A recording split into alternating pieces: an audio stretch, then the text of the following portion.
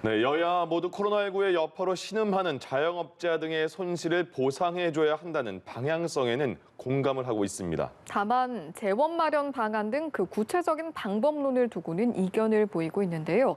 국회 연결해서 논쟁 상황 짚어보겠습니다. 박현우 기자. 네, 민주당은 코로나로 피해를 본 자영업자 등의 손실 보상을 제도화하는 법안을 2월 국회 내에 처리하겠다는 입장을 재차 밝혔습니다. 이낙연 대표는 오전 당 회의에서 문재인 대통령의 지시가 있었던 만큼 정부와 협의해 손실 보상을 위한 최적의 방안을 마련하겠다면서 상생연대 3법을 실현하겠다고 강조했습니다. 김태년 원내대표도 코로나로 인한 내수 부진과 민생의 어려움은 뼈아프다면서 2월 국회에서 민생 경제에 활력을 불어넣기 위해 힘쓸 것이라고 밝혔는데요. 당 일각에서 손실 보상의 소급 적용, 국채 발행을 통한 재원 확보 등 방안이 거론되는 가운데 민주당은 조금 전부터 상생연대 3법 등 입법 현안 논의를 위한 정책 의총을 진행 중입니다. 국민의힘도 코로나로 피해를 본 자영업자들의 손실을 보상해줘야 한다는 대전제에는 공감하고 있습니다. 다만 정부와 여당이 손실보상의 법제화를 무리하게 추진하기에 앞서 구체적인 재원 확보 방안 등을 제시해야 한다고 날을 세우는 상황입니다.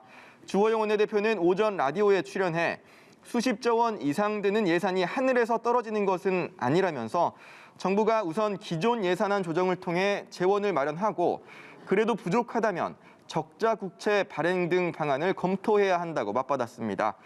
또 민주당이 예산을 짤 때는 관련 예산을 반영하지 않았다가 최근 갑자기 호들갑을 떠는 것은 보궐선거를 겨냥한 포퓰리즘이라고 비판했습니다.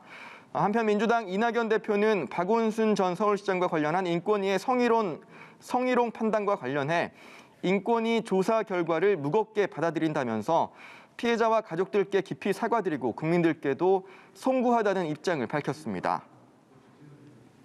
네, 이런 가운데 국회에서는 국민의힘 김종인 비대위원장의 신년 기자회견도 진행이 됐죠.